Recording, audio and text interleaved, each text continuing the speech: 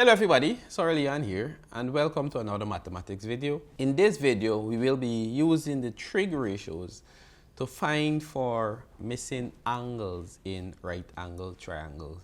So sometimes in a question, you may be given two sides and you're asked to find an angle in a right angle triangle. And you can also use the trig ratios to do that.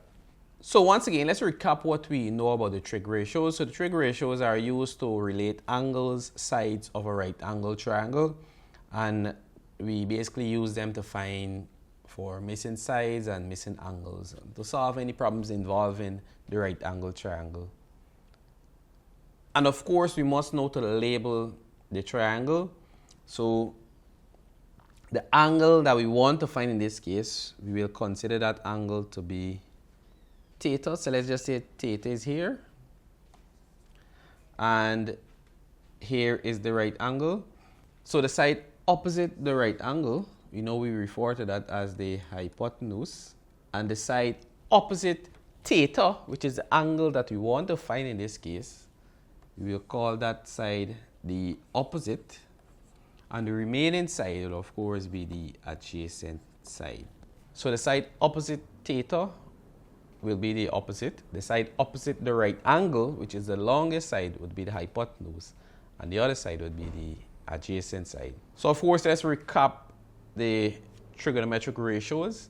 So we know sine theta is equal to opposite over hypotenuse, cos theta is equal to adjacent over hypotenuse, and tan theta is equal to opposite over adjacent. And of course, we can remember this using the mnemonic, which says, some old horses can always hear their owners approach, in which the first letter in each word represents these formulas or these ratios here. And also we can use so, ka, toa. So whichever one you want to use, it's up to you. My favorite is some old horses can always hear their owners approach.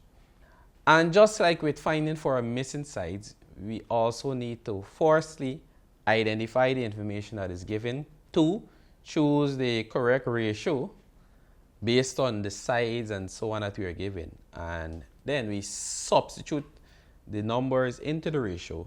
And then last but not least, we solve for the angle. So of course, you will need a calculator to find for your angle. You will need a scientific calculator.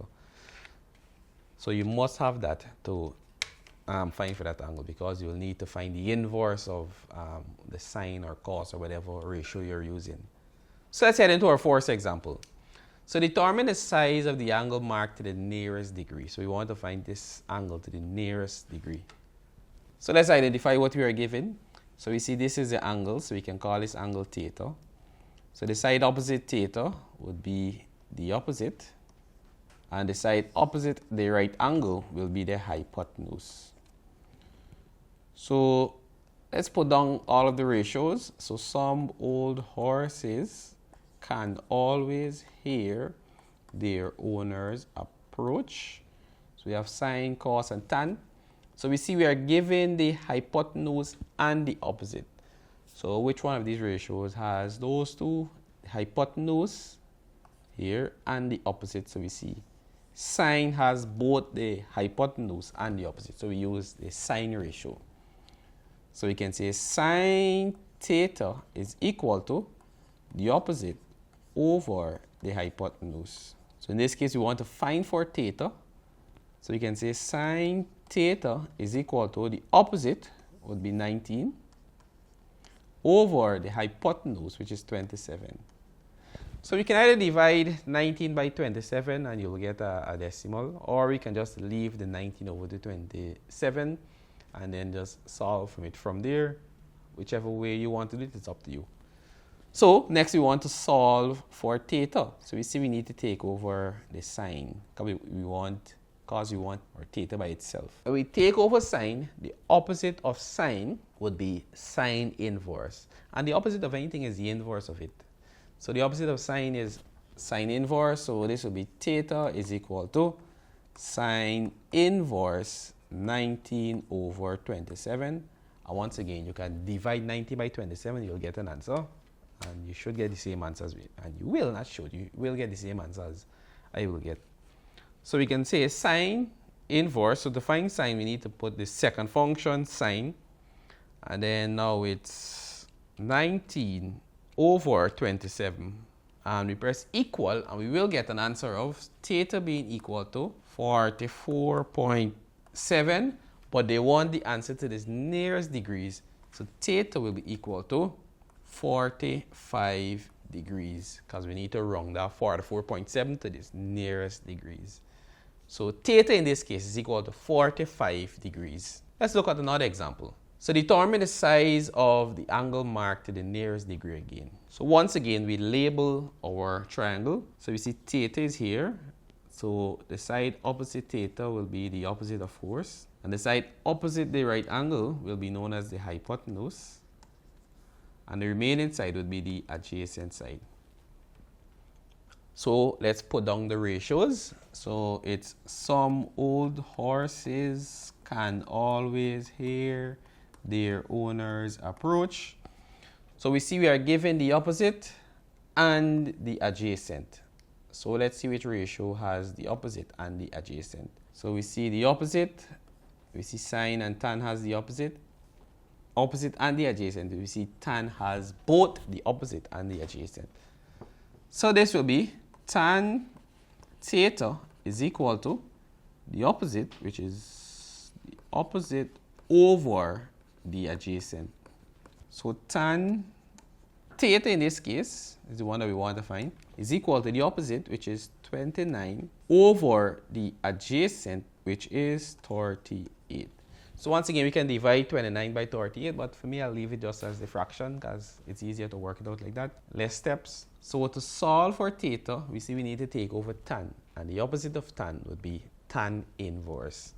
So this would be theta is equal to tan inverse 29 over 38. So we can say second function, tan 29 over 38. And that would give us the value of theta being equal to 37.349. But remember, they want it to the nearest degree. So theta will be equal to 37 degrees. So theta in this case is 37 degrees. Let's look at another example. So we want to determine the size of this marked angle to the nearest degree. So we know here is theta. So let's label. Here would be the opposite. And we know the side opposite the right angle would be the hypotenuse. And we see the remaining side would be the adjacent side. So let's put down our ratios. Some old horses can always hear their owners approach. So we see we are given the opposite and the adjacent. So once again, we use the tan ratio. So this will be tan theta is equal to the opposite over the adjacent. So tan theta will be the opposite here is 8 over the adjacent, which is 20. So we need to solve for theta, so we need to take over tan again. So theta will be equal to, when we take over tan, to become the inverse of tan, because remember we take over anything over the cosine. That was the inverse of whatever. So tan inverse 8 over 20. So we punch this in our calculator, second function tan, which will give us tan inverse 8 divided by 20, or 8 over 20. And that would give us a value of theta being equal to approximately 21.801. So remember, they wanted the nearest degree. So theta will be equal to 22 degrees. So that is our value for theta. Now let's look at our last example. So we want to find the angle here again. So we just put in theta. So we see we are given, so the side opposite the right angle will be known as the hypotenuse. The side opposite theta will be known as the opposite. And the remaining side would be the adjacent. So it helps to label all of the sides. It helps to label all of the sides because as long as you finish labeling the opposite and the hypotenuse, the remaining side will be the adjacent side. So students tend to mix up the opposite and the adjacent, so you want to label all, just to stop any error from happening. So let's put down the ratios. So some old horses can always hear their owners approach. So we see we are given the adjacent and the hypotenuse. So which one has the adjacent and the hypotenuse? So we see cos has the adjacent and the hypotenuse.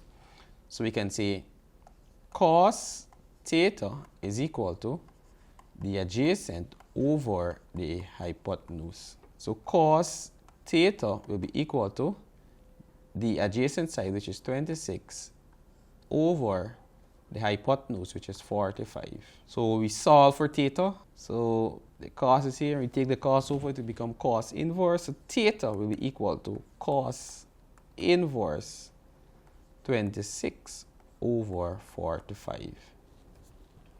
So we punch it in a calculator. So cos, second function cos, which will give you cos inverse 26 over 45. And that would give us theta being equal to approximately 54.7056.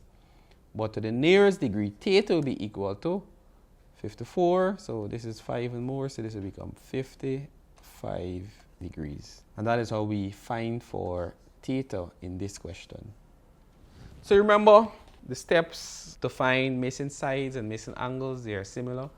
Step 1, you label the sides based on theta. Step 2, you identify which one of the trig ratios you want to use based on the sides that you are given. And then you substitute into those values. And then you solve for whatever unknown you want to find. In this case, we were finding the angles. So simple as that. And remember, these trig rules only apply to right angle triangles only. So of course, I must leave an exercise for you to practice to make sure you have the skill. So we have 2 simple questions for you to do here. Take a picture of them and ensure to practice them on your own to test your knowledge. So with that, this has brought me to the end of this video, and I'll see you in the next one. Take care.